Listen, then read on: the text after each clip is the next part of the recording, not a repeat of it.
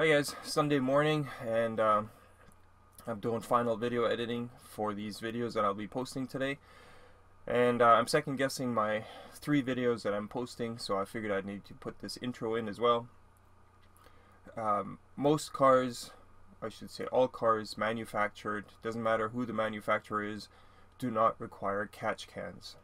There are probably some supercars or whatever, make, model, sports cars, I don't know, that come with a catch can. I have no idea. The reason for my video is that under normal circumstances a car does not require catch cans. Oil in the intake system is perfectly normal. It's called PCV, positive crankcase ventilation. It's a system designed to recirculate oil fumes in the engine so that the crankcase does not pressurize from the combustion process. Over time that oil builds up in the intake. So after people own a car for X amount of years, they decide to play with it, they decide to do servicing on it, and they notice all this oil in the intake. That oil has collected over years of driving. This is why I drain intercoolers on TDI engines, specifically the ALH and the BEW. BEW doesn't collect as much as the ALH, but anyways I check it because it's a similar design intercooler. I also check the oil / drain the oil on 1.8 turbos, the earlier generations. I do this for the customer as a preventative measure. Okay, if excessive oil is collected in that intercooler, under hard acceleration that oil gets pushed up into the intake. On the 1.8 turbos, it'll cause rough running, knocking. You could even hydraulic the engine or hydrolock it, depending on how much oil gets pushed up. That's worst case scenario. On the Passats, I've driven one before with a bad turbo, lots of oil in the intake. You step on it, you get lots of smoke out the back. You can hear the engine knocking, running rough because of the excess oil trying to be burnt by the engine. The ALH diesels, the engine will run away. Unless you're a quick thinker, you're not going to be able to save that engine. By quick thinking I mean put it in a higher gear, drop the clutch, and just step on the brakes and hope that it brings the engine to a stall. I had an engine run away on me during a test drive. I wasn't thinking, and it ran away, blew a hole into the block. This is why I drain intercoolers.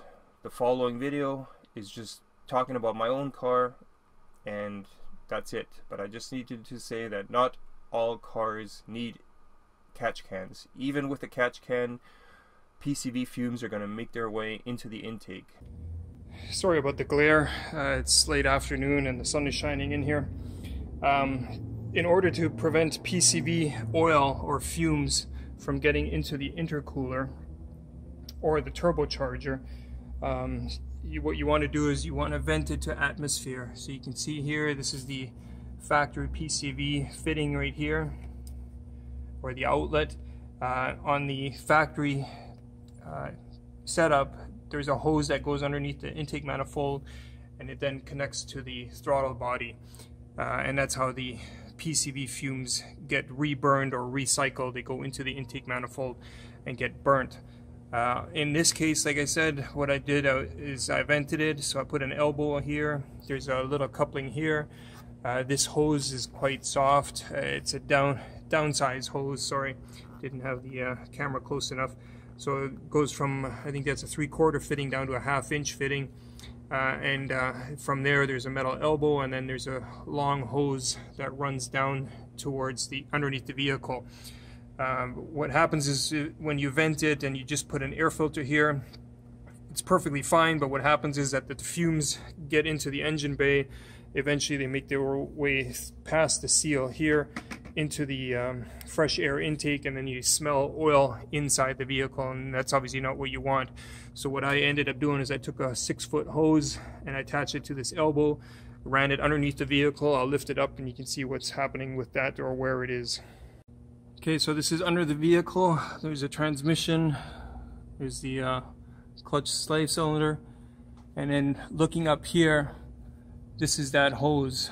So all it is a PCV emission hose, and it runs right along the chassis here. I just secured it to the brake lines with zip ties. and then it exits right here, or what I mean is that it's an open end, and you can see it's looking pretty clean in here.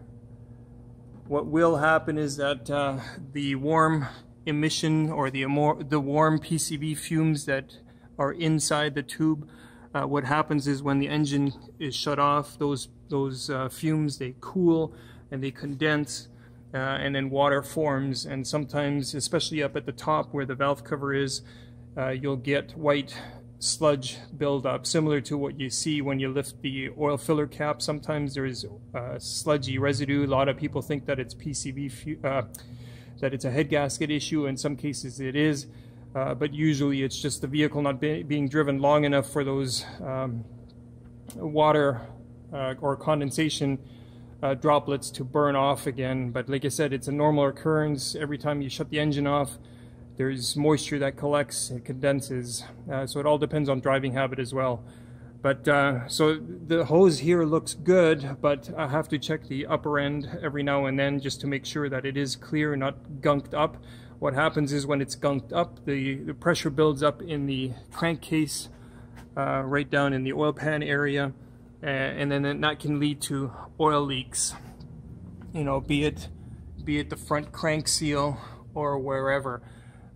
So work inside of the law that where you live, tampering with the emission components is a federal offense in certain laws, districts, provinces. So you definitely want to make sure that it passes yearly inspection if that is the case. We no longer have yearly inspections or any type of emission inspections, so I'm okay with doing it the way I'm doing it, like this.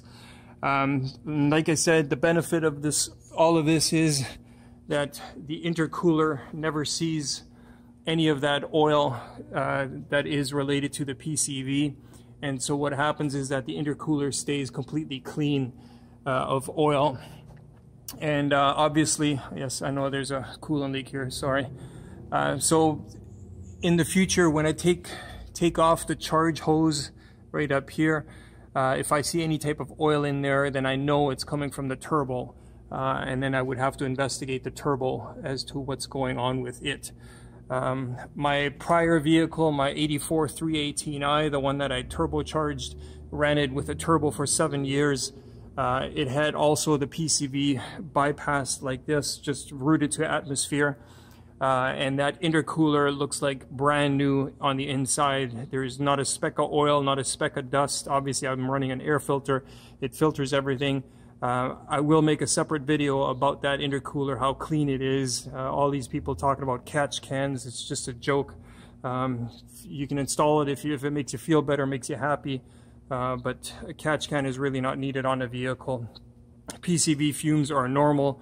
The only reason that I'm bypassing the PCV is so I can keep track of the intercooler oiling. If that is the case, like I said, the only place that oil could come from is from the turbocharger. And just so you know, I did have this intake tube out before, or not too long ago, because I added the blow-off valve. Yes, feel free to laugh at how this setup looks. It doesn't really matter to me. It works fine. The turbo has an integrated bypass valve or diverter or a blow-off. So when you let off on the throttle, the blow-off valve gets a signal or gets vacuum, and then it blows the charge air, or allows the charge air that's in past the turbo to get sucked back into the intake, and it basically recycles. But I wanted a bit of that psh sound, so I added my old my old blow-off. It's a little on the small side. I ended up making the holes bigger all the way around. Seems to be working pretty good. So I'm running both of them. It's venting at the turbo and it's venting here. This is my water injection that I added, and like I said, the last time I had this tube out, there is no sign of oil at all inside the intake plumbing. And I've been running now for 1.5 years with the turbo setup, so everything is going good at this point, aside from looking like you know, a ghetto build. But I like to keep things original. By that I mean I like to set up stuff the way I envision it, or I want to be able to say that I did it my way. Isn't there a song that way that goes like that? And then yes, I did buy the turbo kit, but even that, you know, I had to do some customizing because the kit was meant for an E30. This is an E34, and as you know, I do like to accessorize the car, make it my own. I don't want it looking like, you know, any turbocharged E34. My fire extinguishers haven't gone off yet, which is good, obviously, because I haven't had a fire. So just keep staying tuned. Maybe eventually there will be an update about that as well. I think the company ended up being a scam because there is no actual website, so I apologize for anybody who took part in the Kickstarter account or in the Indiegogo account. Obviously, if you were happy with the price and they sent you some fire extinguishers, then you know, that's good enough. But obviously, for anybody else who invested or is thinking about buying it, I don't think they're available in retail or anywhere via retail purchase. So I apologize for that, and that's why I haven't been. That's why I've been keeping away from sponsorship or endorsement of products, because I simply don't want to run into the same issue again, recommending something that then turns out to be a false investment, so to speak. I hope you understand. In the future, you know, I'm sure I'll be giving away products or, you know,